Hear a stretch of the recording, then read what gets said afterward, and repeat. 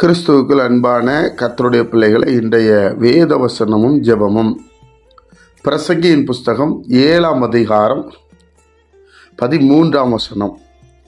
தேவனுடைய செயலை கவனித்து பார், அவர் கோணலாக்கினதை நேர்மையாக்கத்தக்கவன் யார்? என் அன்பு கர்த்தருடைய பிள்ளைகளே, கர்த்தருடைய செயலை நம்ம கவனித்து பார்க்கணும். ஏன்னா சில காரியங்களை அவர் கோணலாக வைத்திருப்பார், அதை யாராலும் நேராக்க முடியாது. அவருக்கு விருப்பம் இருந்தால் தான் அவர் நேராக்குவார், அதை நம்ம நேராக்க முடியாது. தேவன் செயலை நம்ம கவனித்து பார்க்கணும். இது தேவனுடைய செயலா? தேவன் இதை எப்படி செய்து வைத்திருக்கிறார்? சில காரியங்களை அவர் இப்படி தான் கட்டமைத்திருப்பார், அது அப்படி தான் நம்ம போய் ஆக வேண்டும். அதை யாரும் நேராக்க முடியாது. அவருக்கு தெரியும், அதை நேராக்கினால் வேறு விதமான பிரச்சனைகள் வரும் என்பதை கர்த்தர் அறிந்திருப்பார். ஏன்னா அவருடைய ஞானம் ரொம்ப பெரியது தேவனுடைய பிள்ளைகளே. ஆனால் நம்முடைய வாழ்க்கையில நம்ம சில கோணலான பாதைகளை நாம் ஏற்றுக்கொள்வதில்லை. ஏற்றுக்கொள்ளணும். இது தேவனுடைய செயல், இது தேவனுடைய விரல், இதை ஒருவராலும் மாற்ற முடியாது என்கிற எண்ணம் நமக்கு வரணும் பிரியமானவர்களே.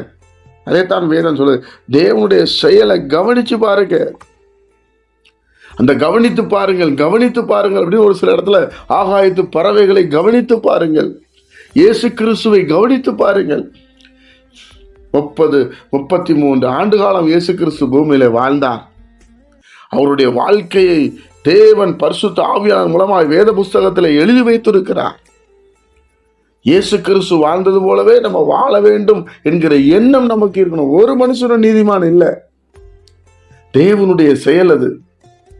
அதே போல நம்மளுடைய வியாபாரம், வேலை செய்கிற இடம், குடும்பம், மனைவி, பிள்ளைகள், உறவினர்கள், சமுதாயம், நாடு, தேசம், இதெல்லாம் ஒரு செயலை அவர் வைத்திருக்கிறார்.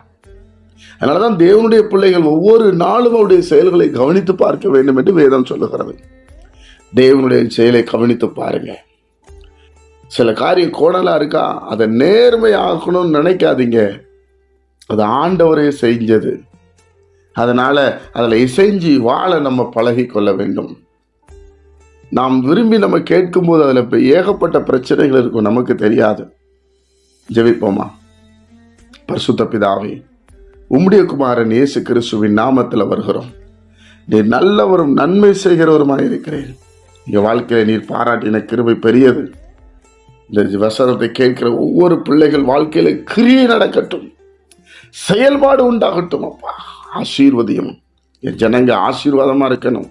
என்னை சார்ந்த ஒவ்வொருவரும் ஆசீர்வாதமா இருக்கணும். ஊழியத்தில் இணைந்திருக்கிற பிள்ளைகள் ஆசீர்வாதமா இருக்கணும். தேவநாம மகிமைப்படணும். அவர்களுக்கு காவலான நான் இருந்து நான் ஜெபிக்கிற ஒரு கிருபை எனக்கு தாங்க. ஆசீர்வாதம் இயேசுவின் மூலம் பிதாவே, ஆமென்.